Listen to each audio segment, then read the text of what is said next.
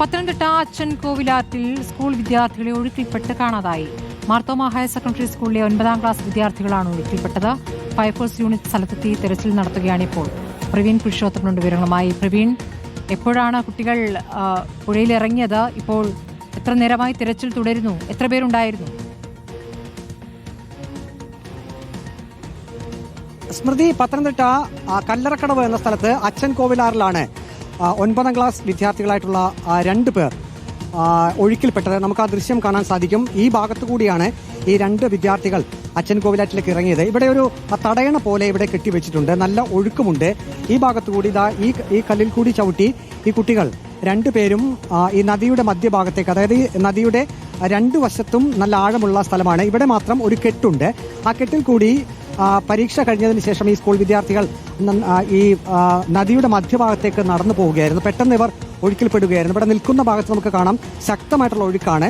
അങ്ങനെ ഈ 2 പേർ ഒഴുക്കിൽപ്പെട്ട് ഇപ്പോൾ ദൃശ്യത്തിൽ കാണുന്ന ആ നദിയുടെ ഏകദേശം 100 മീറ്റർ അകലെ വരെ ഇവർ ഒഴുകിപ്പോയത് കണ്ടവരുണ്ട്. ഇവർ 7 വിദ്യാർത്ഥികളാണ് ഈ ഭാഗത്തേക്ക് എത്തിയത്. അതിൽ 2 പേരാണ് ഒഴുക്കിൽപ്പെട്ടത്. പത്തനംതിട്ട ഗവൺമെന്റ് ആശുപത്രിക്ക് സമീപം അഞ്ചക്കാലയിൽ താമസിക്കുന്ന അജിസൽ അജി 14 വയസ്സ്, കൊന്നമൂട് സ്വദേശി, അത് പത്തനംതിട്ട നഗരത്തിനടുത്ത് തന്നെയുള്ള ഒരു സ്ഥലം, കൊന്നമൂട് സ്വദേശി നബിൽ നിസാം 14 വയസ്സ്. ഈ 2 പേരാണ് ഇപ്പോൾ നദിയിൽ ഒഴുക്കിൽപ്പെട്ട് കാണാതായിരിക്കുന്നത്. പത്തനംതിട്ട ഫയർഫോഴ്സ് ടീം എത്തി ഇപ്പോൾ തിരച്ചിൽ ആരംഭിച്ചിട്ടുണ്ട്.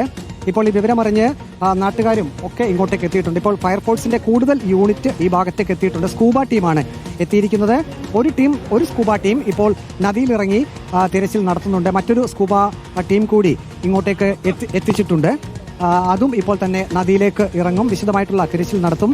2 വിദ്യാർത്ഥികളെയും കണ്ടെത്താൻ കഴിഞ്ഞിട്ടില്ല. ഇന്ന് ഉച്ചയ്ക്ക് 1 മണിയോടുകൂടി ഈ സ്കൂൾ വിദ്യാർത്ഥികൾ ഈ ഭാഗത്തേക്ക് എത്തിയെന്നാണ് പ്രദേശവാസികൾ പറയുന്നത്. പത്തനംതിട്ട മാർത്തോമ ഹയർ സെക്കൻഡറി സ്കൂളിലെ 9ാം ക്ലാസ് വിദ്യാർത്ഥികളാണ് 2 പേരാണ് ഒഴുക്കിൽപ്പെട്ടത്. ഇവർ 7 പേരടങ്ങിയ കൂട്ടുകാരായിരുന്നു. അവരെല്ലാവരും ഈ ഭാഗത്തേക്ക് എത്തുകയും അങ്ങനെ 2 പേർ ഈ നദിയുടെ മധ്യഭാഗത്തേക്ക് ആ കാണുന്ന കെട്ടിൽ കൂടി കടന്നു പോവുകയായിരുന്നു. ആ സമയത്താണ് ശക്തമായിട്ടുള്ള ഒഴുക്ക്.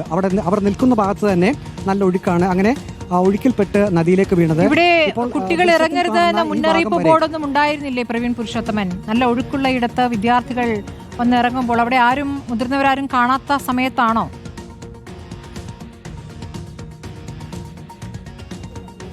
സ്മൃതി, ഈ കുട്ടികൾ ഒഴുക്കിൽപ്പെടുന്നത് ആരും കണ്ടിരുന്നില്ല. കൂടെയുള്ളവർ തന്നെയാണ്, കൂടെയുള്ള കൂട്ടുകാർ തന്നെയാണ് ഇത് കണ്ടത്. അവർ ഭയന്നു പോയി. ഉടൻ തന്നെ അതിൽ 2 കുട്ടികൾ മുകളിലേക്ക്, ഇവിടെ യാറിന്റെ ഏകദേശം 200 മീറ്റർ മാറി വീടുകളുണ്ട്, 2 വീടുകളുണ്ട്. അവിടേക്ക് ചെന്ന് ആ കുട്ടികൾ വിവരം പറയുകയായിരുന്നു 2 പേർ ഇതുപോലെ ഒഴുക്കിൽപ്പെട്ടുവെന്ന്.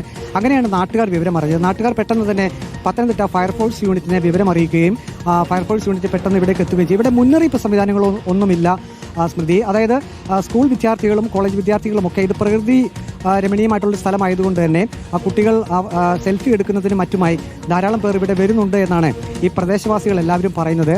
ഇന്ന് പരീക്ഷ അവസാനിക്കുന്ന ദിവസം കൂടിയായിരുന്നു. 9ാം ക്ലാസ്സിലെ പരീക്ഷ അവസാനിക്കുന്ന ദിവസം കൂടിയായിരുന്നു. 11:30 ആയപ്പോഴാണ് പരീക്ഷ അവസാനിച്ചത്. അതിനുശേഷം ഉച്ചയ്ക്ക് 1 മണിയോട് കൂടിയാണ് അച്ഛൻ കോവിലാറ്റിന്റെ ഈ ഭാഗത്തേക്ക് എത്രയും പെട്ടെന്ന് കുട്ടികളെ കണ്ടെത്താനാകട്ടെ. തിരച്ചിൽ തുടരുകയാണ്. പ്രവീൺ പുരുഷോത്തമനാണ് വിവരങ്ങൾ നൽകിയത്.